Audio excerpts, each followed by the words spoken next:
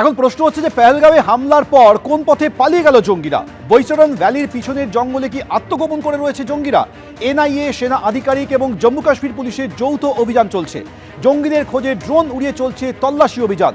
জঙ্গিদের মদতদাতা কে? 21 জনের বাড়িতে তল্লাশি, নাশকতায় মদত দেওয়া এবং সহ জঙ্গিদের আশ্রয় দেওয়ার অভিযোগে তল্লাশি চলছে।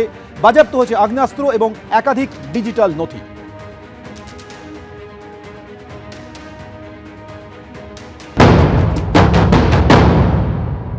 পেহেলগাঁওয়ের বৈশারণ ভ্যালিতে যারা হামলা চালিয়েছিল তারা কোন পথে পালাতে পারলো বৈশারণ ভ্যালি থেকে? তারা কি এখনো পর্যন্ত বৈশারণ ভ্যালির পিছনের দিকের যে বিস্তীর্ণ জঙ্গল এলাকা সেখানে আত্মগোপন করে আছে? এই সমস্ত তথ্যের তলাশ করতে এনআইএ সঙ্গে সেনা আধিকারিকদের দল এবং তার সঙ্গে জম্মু কাশ্মীর পুলিশ একযোগে তল্লাশি চালায় বৈশারণ ভ্যালিতে। দুর্যোগপূর্ণ আবহাওয়া, একটানা নাগাড়ে বৃষ্টি হয়ে চলেছে পেহেলগাঁও সহ বিস্তীর্ণ এলাকা অনন্তনাগ জেলার। সেই সমস্ত জায়গাতে বৃষ্টির মধ্যেই, বৃষ্টিকে উপেক্ষা করে, দুর্যোগপূর্ণ আবহাওয়াকে উপেক্ষা করেই কিন্তু এনআইএ তাদের তদন্তের কাজ এগিয়ে নিয়ে গিয়েছে। ড্রোন উড়িয়ে বিভিন্ন জায়গাতে তল্লাশি অভিযান চালানো হয়েছে সেই সমস্ত জঙ্গিদের খোঁজে যারা এই হামলার ঘটনা ঘটিয়েছিল এবং তারপর ওই বৈশারণ ভ্যালি থেকে তারা বেরিয়ে যায়। এই মুহূর্তে দুর্যোগপূর্ণ আবহাওয়া আমরা দেখতে পাচ্ছি। আমরা দাঁড়িয়ে রয়েছি একেবারে পেহেলগাঁওয়ে বৈশারণ ভ্যালির সামনে।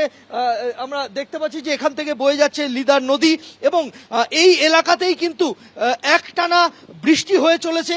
তার মধ্যেই এনআইএ এর তদন্তকারীরা তারা বিভিন্ন দলে ভাগ হয়ে আজকে তারা যান ওই বৈশারণ ভ্যালিতে এবং প্রায় 8 থেকে 10 ঘন্টা সেখানে তদন্ত প্রক্রিয়াকে এগিয়ে নিয়ে যান তারা।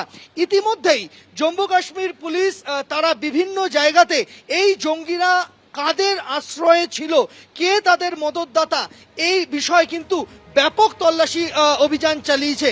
গত 24 ঘন্টায় 21 জন এমন ব্যক্তির বাড়িতে তল্লাশি চালানো হয়েছে যাদের বিরুদ্ধে অতীতে এফআইআর রয়েছে এবং নাশকতামূলক ঘটনা এবং সেই নাশকতার সঙ্গে যোগ রয়েছে এমন লোকজনকে আশ্রয় দেওয়া, বিবিধ অভিযোগে অতীতে যাদের নামে এফআইআর হয়েছিল তাদের বাড়িতে তল্লাশি অভিযান চলেছে একদম নির্দিষ্ট তথ্যের ভিত্তিতে।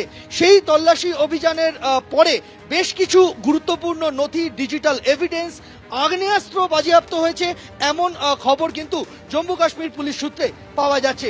এখন দেখার বিষয় এটাই যে এনআইএ যে তদন্ত প্রক্রিয়া শুরু করেছে সেই তদন্ত প্রক্রিয়া কতদূর এগোয় এবং শেষ পর্যন্ত যারা এই ঘটনা ঘটালো তাদের খোঁজ মেলে কি মেলে না। প্রীতম চক্রবর্তীর সঙ্গে সন্দীপ সরকার, এবিপি আনন্দ, পেহেলগাঁও।